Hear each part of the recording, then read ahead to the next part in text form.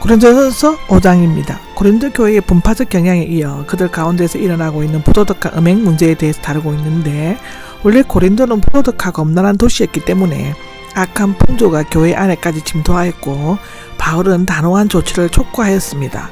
여기 음행이 있다는 말인데, 이 음행은 학적 법적인 용어인 간음에 대해서는 도덕적인 면에서 성적 음란을 의미하고, 간음의 차원을 넘어 부도덕한 성행위를 나타내는데, 실제로 들린 미다는 이 소문은 사실이었으므로 여러 경로들, 즉 예를 들면 글로에의 집 식구들을 통해 들었을 것입니다. 이방인들 가운데에서도 있는데, 이방인들은 우상들에게 제사를 드리는 신전에서 공공연하게 음행을 드리는 등 심각한 음란 행위를 저질렀지만, 고린도 교회의 경우는 이방인들 가운데서도 찾아보기 어려울 정도로 그 정도가 심하였다고 하는데, 자기 아버지의 아내를 데리고 산다는데, 아내 여자 기혼녀 첩등을 의미하고 친어머니가 아닌 계모나 첩일 수도 있습니다. 그러나 오디푸스의 이야기를 보면 자신의 어머니를 포함한 아버지의 아내들 모두를 가리킨다고 볼 수 있다. 이로 미뤄 볼 때 당시의 극단적인 배륜 음란 행위가 성행하였던 고린도 도시에 세워진 교회가 얼마나 큰 도전을 받았는가를 알 수 있는 것이다. 그런데도 교만해졌습니다가 나오는데, 이런 배륜적 음행을 저지르는 자가 있음에도 불구하고 오히려 자신의 파에 속해 있거나 자신도 그와 비슷한 죄를 저지르기 때문에 고린도 교인들은 음행한 자를 두둔하거나 무관심하게 내버려 두었다. 그들이 이 일에 대해서 마땅히 슬퍼하고 비통하게 여기지 않는 것은 그들의 마음이 교만하기 때문이다. 고린도 교회 전체가 이 일에 대해서 죽은 사람을 애도하듯이 비통하게 여겨야 하는 이유는, 교회는 그리스도의 몸으로 한 지체에 일어나는 것을 몸 전체와도 연관되는 것이기 때문이다. 아마도 그들은 그리스도 안에서 얻은 자유로 어떤 일을 행해도 상관없다는 식으로 생각했던 것 같다. 내쫓아야 하지 않겠습니까? 근데 여기에서 소위 교회의 파 문제도가 생겼는데, 암은 제거되어야 하고 악성 전염병은 격리되어야 하듯이 점연성이 강한 음란 행위는 주님의 몸을 더럽히는 것이기 때문에 속히 교회에서 추방시켜야만 한다는 것이다. 여기 나는은 나오는데, 여러분과 예리하게 대조되고 있다. 고린도 교인들은 제약에 대해 무감각했지만 바울은 애타는 심정이었고, 그들은 범죄자에 대해 애매한 태도를 취했지만 바울의 결심은 단호하였다. 몸으로는 영으로는이 나오는데, 그는 몸으로는 멀리 떠나 있지만 영, 즉 마음으로는 고린도에 있었고, 배륜 행위를 저지른 자에 대해서 조치할 것을 확실히 결정하였다. 그것은 꼭 교회에서 내쫓는 것이었는데, 후에 고린도 교회들은 그들대로 실행하였다라고 고린도후서 2장 6절에는 기록되어져 있죠. 고린도 교회에게 파렴치한 음행자들을 처벌하기 위해 모여 자신과 협력하기를 촉구하고 있다. 여기에서 교회의 회의가 어떻게 운영되는지 구체적으로 나타나 있지 않지만, 내가 영어로 함께 모일 때라고 말함으로써 바울이 마치 교회의 회의의 의장이 되어 질서 있는 회의를 주관하는 같은 느낌을 주고 있다. 우리 주 예수 그리스도의 능력으로는 예수님은 세상의 모든 권세를 가지고 계시고, 자신의 이름으로 모인 자들에게 이런 권세를 행할 능력을 허락하셨다. 이것은 마태복음 18장, 마가복음 16장에 기록되어져 있죠. 그래서 바울은 고린도 교회에게 주 예수의 이름으로 모여 자신의 영과 함께 합법적이고도 정의롭게 주 예수의 능력으로 음행하는 자들을 물리칠 것을 권면하고 있는 것이다. 사탄에게 넘겨주십시오라고 5절에 나오는데, 부정사는 넘겨주었다인데 보다는 회의를 통해 넘겨주라고 명령하는 것으로 번역하는 것이 좋다.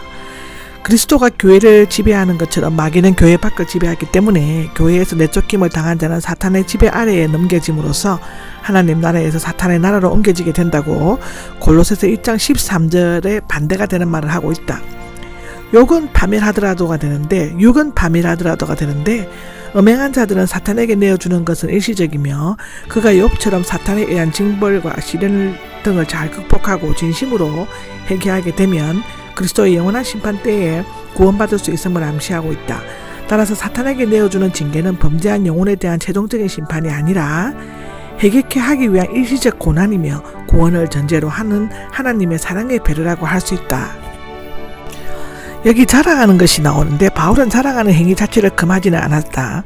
고린도 교인들은 그리스도 안에서 자랑할 만한 은사들을 많이 가지고 있었다고 고린도전서 1장 4절에서 7절에는 기록되어져 있죠. 그렇지만 그들은 세상 지혜를 자랑하며 분쟁을 일삼았으며 심지어 음행하는 자들을 두둔하고 교만하였다. 그래서 잘못을 저지른 고린도 교인들은 자랑이 옳지 못하고 책망하듯이 말하고 있는 것인데, 여기에 적은 누룩은 아마도 당시 흔히 사용되었던 격언이었을 것이고, 갈라디아서 5장 9절에도 나온다. 누룩은 좋은 의미에서는 천국, 나쁜 의미에서는 죄를 나타내는데 여기에서는 필연적인 음행죄를 가리키는 듯하다. 이런 죄는 마치 누룩과 같이 그대로 내버려 두면 교회 전체로 파급되어 온 교인들을 불편시키는 엄청난 결과를 초래할 것이다. 지혜와 은사를 자랑하고 교만해진 고린도 교인들은 이 누룩과 같은 죄를 가소평가했을 수도 있지만 그 위험성을 깨달아 교회의 순결성을 지키는 일이 무엇보다도 시급하였다. 누룩이 없는 사람들, 이스라엘 백성들은 유월절 전에 누룩 없는 새 가루에 덩어리를 만들어 빵을 구워 먹는데, 누룩 없는 자는 본질상 누룩이 없는 자, 곧 죄가 없는 자라는 뜻이고, 전에는 죄의 종이었지만 이제는 십자가의 공로로 죄 사함을 받아 죄가 없는 자가 되었음을 의미한다. 묵은 누룩을 깨끗이 내어버리십시오인데, 이 묵은 누룩은 육적인 내 사람 즉 그리스도께 속하기 이전의 원리나 습관에 뿌리 박은 죄의 습성이나 생활 방식 또는 육신에 속한 행위들을 의미한다. 에베소서 4장 22절, 고린도전서 3장 3절에 나온다.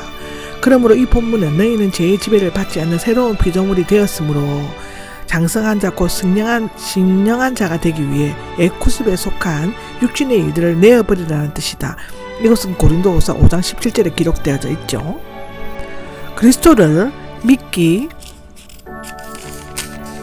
이전에 부도덕한 기질과 악한 행위, 그리고 누룩 없는 빵은 순결과 진실함을 의미하는데, 여기에서는 그리스도의 교회가 이스라엘 유월절에 그리스도의 십자가에 비교되고 있다. 이제 그리스도께서 유월절 양으로 죽임을 당하셨으므로 그리스도인들은 묵은 누룩으로 상징되는 모든 죄악, 즉 음란과 정욕, 술 취함과 방탕, 연락과 무한한 우상 숭배 등을 버리고 오직 그리스도의 누룩 없는 빵, 즉 순결과 진실함으로 새 유월절을 지켜야만 한다.